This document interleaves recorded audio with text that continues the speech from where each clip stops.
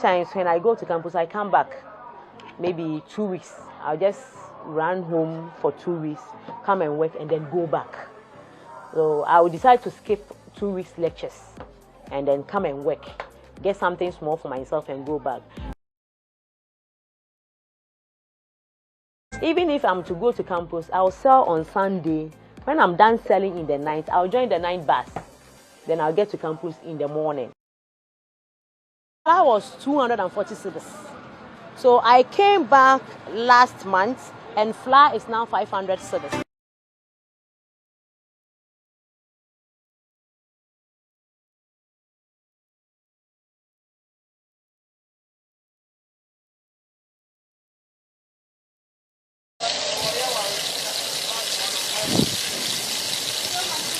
I refer them as the brown mouth-watering balls of Asante Mampo, but they are known locally as bofrot, a corrupted word of buffalo in some parts of the country.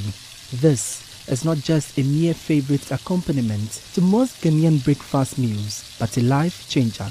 Priscilla Akwagu, a 32-year-old single mother of two, weaned her family off abject poverty through hawking buffalo. This is a business she took over from her mother to settle their debts after life in the city became unbearable. As a kid growing up, I lived with my brother. My mom was somewhere and I was with my brother in Kumasi. So I started the hawking business, selling things over there. I was selling sugarcane.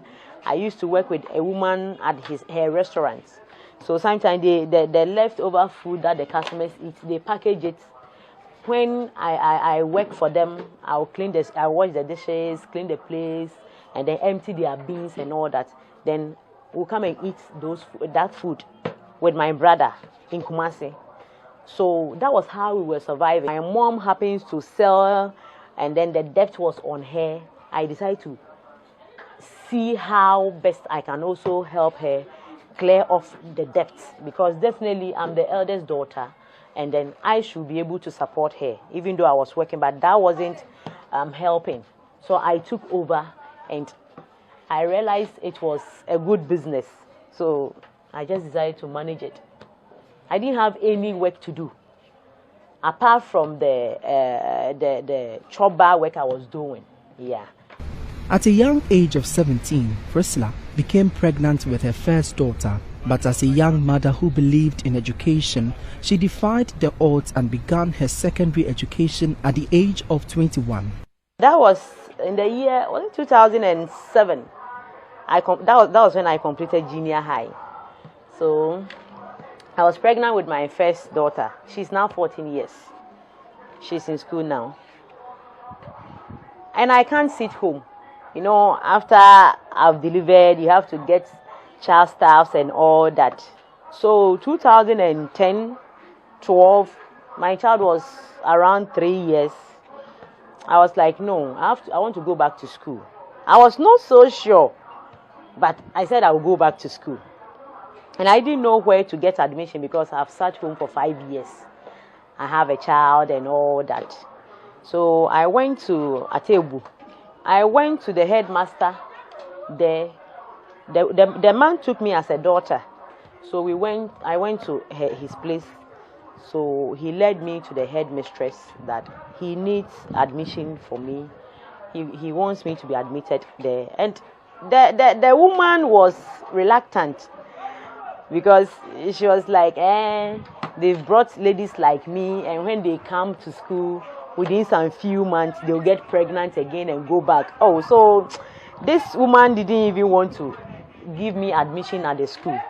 And this man was like, no, I know this girl and I know she can do it. The woman reconsidered her decision and then gave me admission, and I started schooling. So I didn't know how to really plan for the school and the work, but I knew I could do it. Her resilience and tenacity to survive never flickered. Priscilla continued with her education to the university, pursuing a degree in Ghanaian language. With entrepreneurship as her watchword, she jostled her academics with her hawking business to finance her education.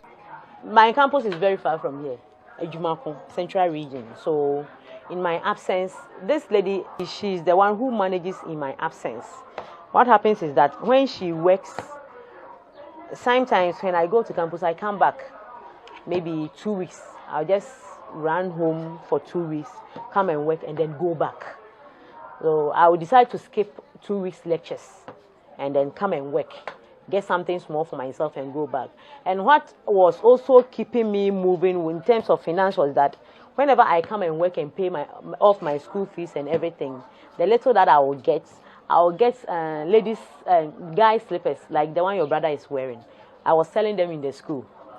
Even if I'm to go to campus, I'll sell on Sunday. When I'm done selling in the night, I'll join the night bus. Then I'll get to campus in the morning.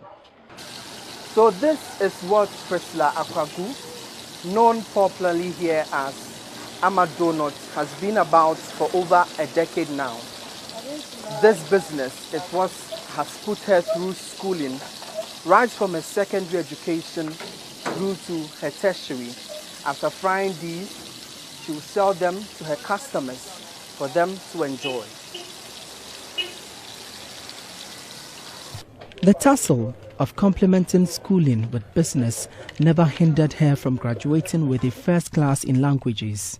Having served as a teaching assistant at a department for her national service, she is back on the streets. Priscilla had preferred to teach, but the illegalities involved in securing a job pushed her away.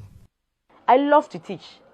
When I was coming home, I was like, if I get time, I'll go and teach at any school nearby for free. I love to do that too. I'll teach for free. The licensure, this certificate lasts for only 2 years. Can you imagine? It's not even 5 years, 2 years. You have to go and pay and renew again. And before you even get to GES, you also have to pay close to 10,000. So these are some of the things that is even putting some of us off. Oh, virgin, no burger wire. Business, she tells me, was good in times past, but the ballooning price of flour and vegetable oil, essential ingredients for the business, is biting hard now. The flour was 240 cedis. So I came back last month and flour is now 500 cedis. Initially, if I have like 2,000, I can buy maybe 5 drums of the flour, the oil. I can buy 5 bags of the flour, and that can last me for roughly 2 weeks. But now, because you have 2,000, you buy just 2 of this, 2 of the flour, and you are gone. Where is the one you are going to use to buy the sugar, the margarine, and then you go to the mill and fix it and mix it? How are you going to pay for it? Despite these challenges, she plans on expanding her business. The business is what? It's a lucrative one.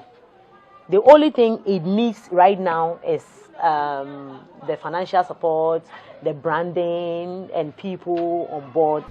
Priscilla is entrenched in the hawking business, one that transformed her life. People still don't believe me when I say I took care of myself in the university, my kids, my brother, my mother with this business, and they still don't believe it. I'll be like, well, that's your own cup of tea. I was carrying my sieve, and then I used that for my profile picture. Somebody told me to change it. I said, are you serious? Because this is how I survive. This is my means of survival. And I should feel shy about my business, how I survive. No, I can't do that. So up to now, people still feel shy selling, especially the youth. For Priscilla, she will continue to give it all so long as she earns daily bread from the business. For Joy News, Emmanuel Bright Kweku reporting.